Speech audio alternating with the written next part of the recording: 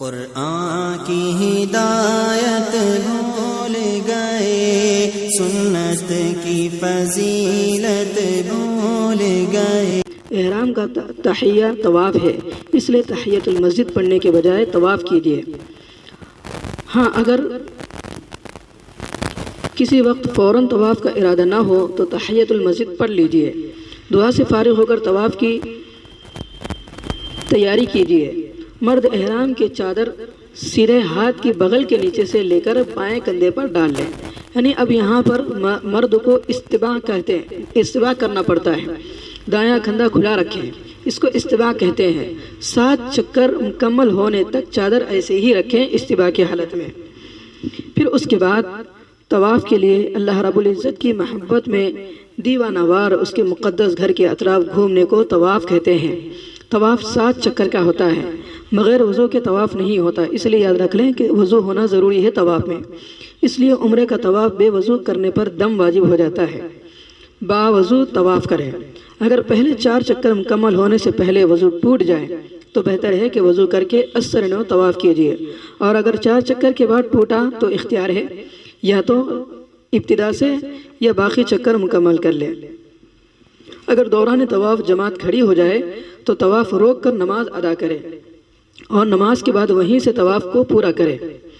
طواف کے دوران کعبۃ اللہ کو دیکھنا جائز نہیں ہے۔ ایک بات ذہن میں رکھیں، بہت سارے حضرات طواف کرتے ہوئے بار بار کعبے کو دیکھتے رہتے ہیں، حالانکہ یہ دیکھنا جائز نہیں ہے، درست نہیں ہے۔ اس لیے سامنے دیکھتے ہوئے طواف کریں۔ سینہ بھی کعبے کی طرف مت کیجیے۔ سینہ کعبے کی طرف تھا اور آپ طواف کرتے رہیں تو جتنا طواف اس حالت میں ہوا وہ ادا نہیں ہوتا۔ اس بات کو ذہن میں رکھیں، اسے دوبارہ کریں اس طواف کو۔ البتہ بھیڑ زیادہ تھی اور مجمع نے آپ کے سینے کو موڑ دیا اور آپ ارادے کے باوجود سینہ کعبے کی طرف سے نہ ہٹا سکیں اور کچھ طواف ہو گیا تو یہ معاف ہے، یہ شریعت میں معاف ہے۔ بہرحال شروع کے 3 چکروں میں سینہ تان کر موڑوں کو ہلاتے ہوئے قریب قدم رکھ کر پہلوان کی طرح چلنا سنت ہے، اس کو رمل کہتے ہیں۔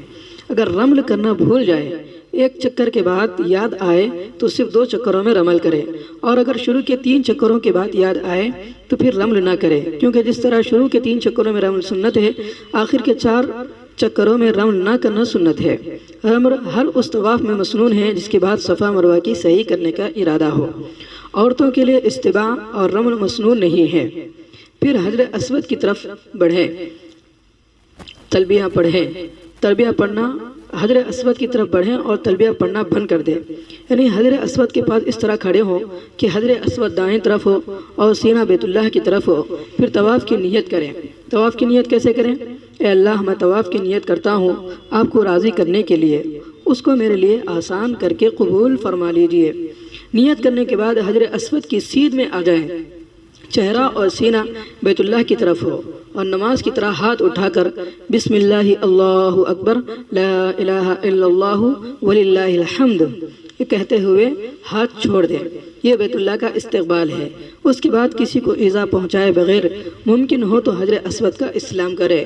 استلام کا مطلب یہ ہے کہ حجر اسود پر اپنا منہ دونوں ہاتھوں کے درمیان ویسے ہی رکھیں جیسا سجدے میں رکھتے ہیں، اور نرمی سے بوسہ لیں، اور حجر اسود تک رسائی نہ ہو تو دور ہی سے دونوں ہتھیلیاں حجر اسود کی طرف یہ سوچ کر کریں کہ وہ حجر اسود پر رکھے ہوئے ہیں۔ پھر اللہ اکبر لا الہ الا اللہ والصلاۃ والسلام علی رسول اللہ کہتے ہوئے ہاتھوں کو چوم لیں۔ یاد رکھیں، دور سے استلام کرنے پر بھی اتنا ہی ثواب ملتا ہے جتنا قریب سے بوسہ لینے پر ملتا ہے۔ اس لیے حجر اسود کا بوسہ لینے کی کوشش میں دوسروں کو تکلیف نہ پہنچائیں۔ حجر اسود کا استلام سنت ہے اور ایذائے مسلم حرام ہے۔ آج کل عام طور پر حجر اسود پر عطر لگا ہوتا ہے، اس لیے احرام کی حالت میں حجر اسود کا براہ راست بوسہ نہ لیجیے اور نہ ہی ہاتھ لگائیے، اشارے پر ہی اکتفا کیجیے۔ بوسہ لیا یا ہاتھ لگایا اور ہلکی خوشبو محسوس ہو تو صدقہ اور عطر کا کچا پن لگ جائے تو دم واجب ہو جاتا ہے۔ اس کے بعد طواف شروع کیجیے۔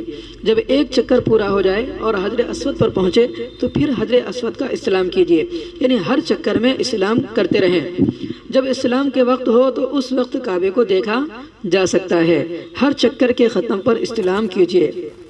طواف شروع کرتے وقت اور ختم کرتے وقت استلام کرنا سنت ہے، اور درمیان میں استلام کرنا مستحب ہے۔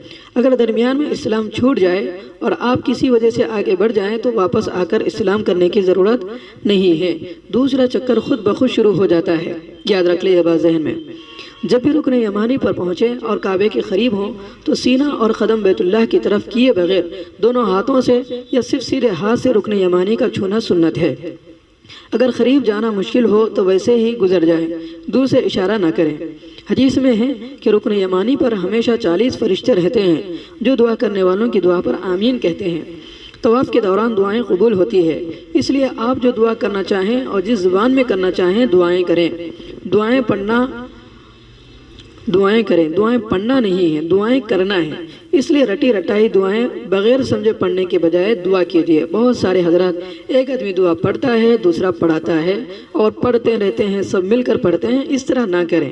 یہ پڑھنا ایسا بہتر نہیں ہے، اس لیے جو دل میں دعائیں ہیں وہ دعائیں کریں، دعائیں پڑھنا نہیں ہے، ان کا پڑھنا ضروری نہیں ہے۔ البتہ رکن یمانی جو دعائیں لکھی ہوئی ہوتی ہیں ان کا پڑھنا ضروری نہیں ہے، جو دعائیں کرنا چاہیے وہ کرتے رہیں۔ البتہ رکن یمانی اور حجر اسود کے درمیان درج ذیل جو ہمیں دعا پڑھنی ہے وہ یوں پڑھتے رہے۔ حجر اسود کے درمیان جو ہمیں دعائیں پڑھنی ہے وہ یہ ہے: اللہم انی اسألک العفو والعافیۃ فی الدنیا والآخرہ، ربنا آتنا فی الدنیا حسنہ وفی الآخرۃ حسنہ وقنا عذاب النار وادخلنا الجنۃ مع الابرار یا عزیز یا غفار یا رب العالمین۔ اس طرح کی ہم دعا پڑھیں جب حجر اسود پر آ جائیں، جب ہم رکن یمانی سے حجر اسود کی طرف ہوں تو یہ دعا ہم ضرور پڑھیں۔ اس طرح جب ہم طواف سے فارغ ہو جائیں تو طواف سے فارغ ہو کر احرام کی چادر سیدھے ہاتھ کے اوپر ڈال لیں، یعنی چادر جو بغل ایک ہاتھ کھلا ہوا تھا اسے نکال کر استوا کی کیفیت کو ختم کر دیں۔ پھر 2 رکعت واجب الطواف مقام ابراہیم کے پیچھے پڑھنا مستحب ہے، لیکن مقام ابراہیم کے پیچھے طواف کرنے والوں کی بھیڑ ہوتی ہے، اس لیے اس کی سیدھ میں پیچھے چلے جائیں، یا مسجد حرام میں جہاں بھی پرسکون انداز میں نماز پڑھ سکتے ہوں پڑھیں۔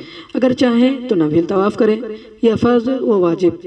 ہر طواف کے بعد 2 رکعت نماز واجب ہو جاتی ہے۔ مکروہ وقت ہو تو اس وقت واجب طواف نہ پڑھیں، البتہ مزید طواف کا ارادہ ہو تو طواف کرتے رہیں، اور مکروہ وقت گزرنے کے بعد سب طوافوں کی الگ الگ نمازیں ترتیب کے ساتھ ادا کر لیں۔ پہلی رکعت میں سورہ کافرون، واجب الطواف کی جو نماز ہے اس کا طریقہ یہ ہے: پہلی رکعت میں سورہ کافرون اور دوسری رکعت میں سورہ اخلاص پڑھنا مستحب ہے۔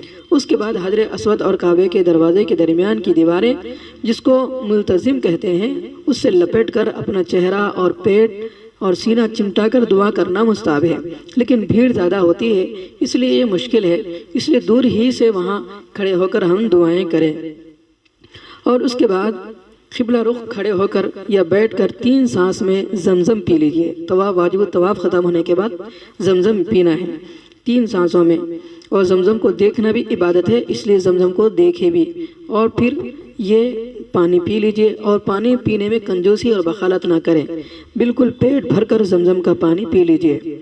اگر محسوس ہو کہ ہم ضرورت کو روک سکتے ہیں تو خوب پیجئے، اگر اندیشہ ہو کہ اگر پی لیں گے تو پھر ضرورت کو پیشاب کو روک نہیں سکتے تو پھر حسب استطاعت پانی پیجئے۔ پانی پیتے وقت یہ دعا پڑھیں: اللہم انی اسألک علما نافعا ورزقا واسعا وشفاء من کل داء، یہ دعا کریں۔ پھر اس قرآن کی ہدایت بھول گئے، سنت کی فضیلت بھول گئے۔